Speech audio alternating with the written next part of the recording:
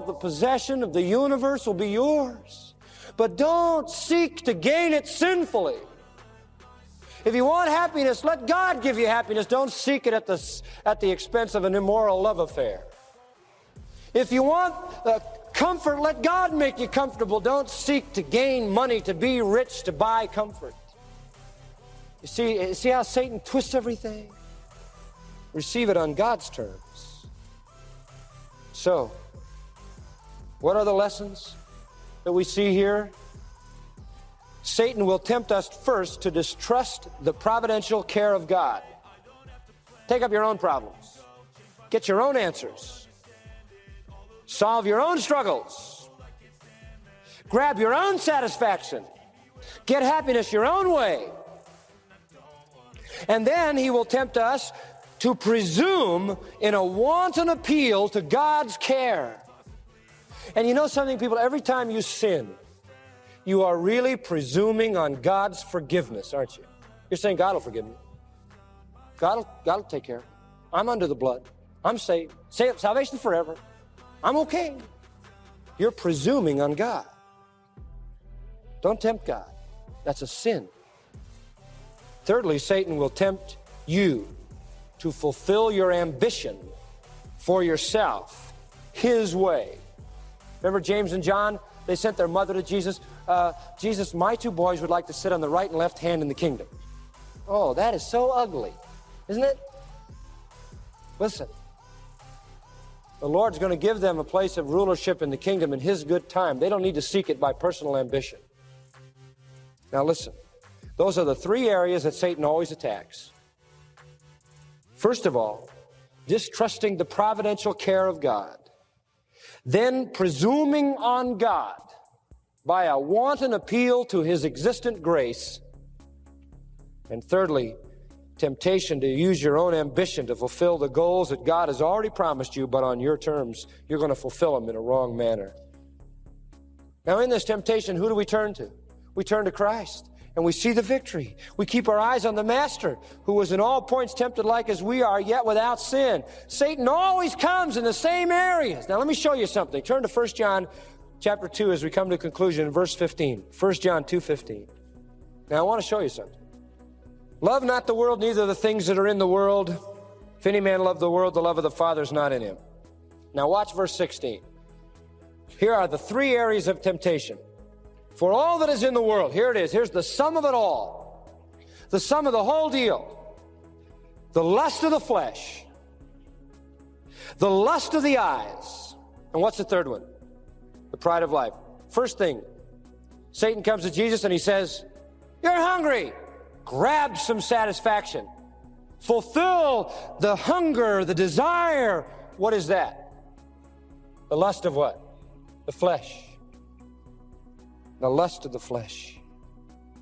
And then he takes him to the pinnacle of the temple and he says, throw yourself down. Throw yourself down. You'll be a hero. You'll have instant prestige. You'll really be somebody. What's that? Pride of life. Then he shows him the kingdoms of the world. See all that you can see. Look at all that beauty. Look at all that grandeur. Bow down to me and I'll give it to you. What's that? Lust of the eyes. You see, the temptations go beyond the flesh and the eyes and the pride. They're deep and they're subtle and they're twisted and perverted and hidden and disguised. But it's those three avenues that are always used. Satan is like an enemy with only 3 points of attack. That's it. And so these are the areas where the temptation comes. Well, let's look at the triumph. What happened after this? This is great. Verse 10. Then said Jesus unto him, begone, Satan. Get out of here. I like that. Now he's not defeated. He just leaves. He comes back later.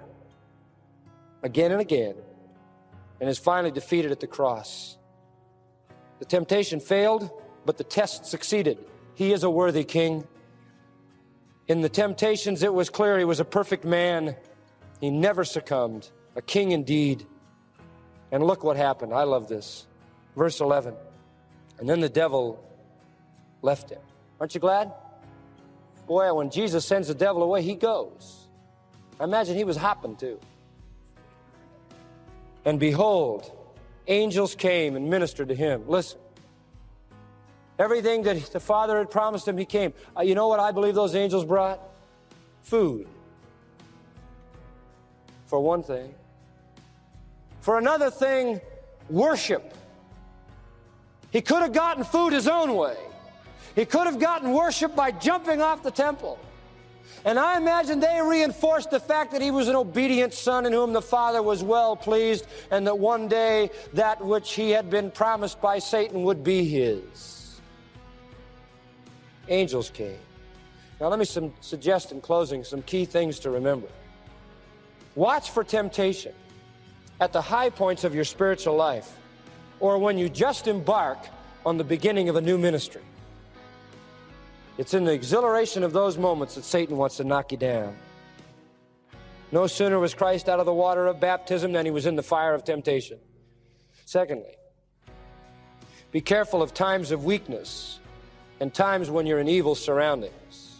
Jesus was in the wilderness and he was weak, and Satan came. Thirdly, watch for your strengths, for they're the things Satan likes to push into sin. Fourth, watch for the subtlety of temptation and see in all of it Satan's overthrow of Christ. And I would sum it up by saying, be alert. The Lord said to the church at Sardis, watch. Watch.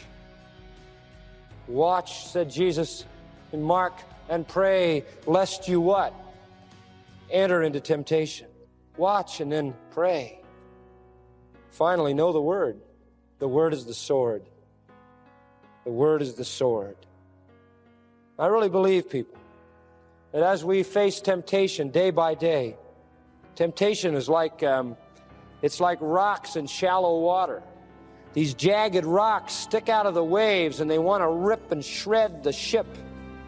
But as we focus on Christ in his temptation, and as we watch, and as we pray, and as we feed on the Word, the tide comes in, and it's God's tide, and the water gets deep, and the ship just goes right across the top.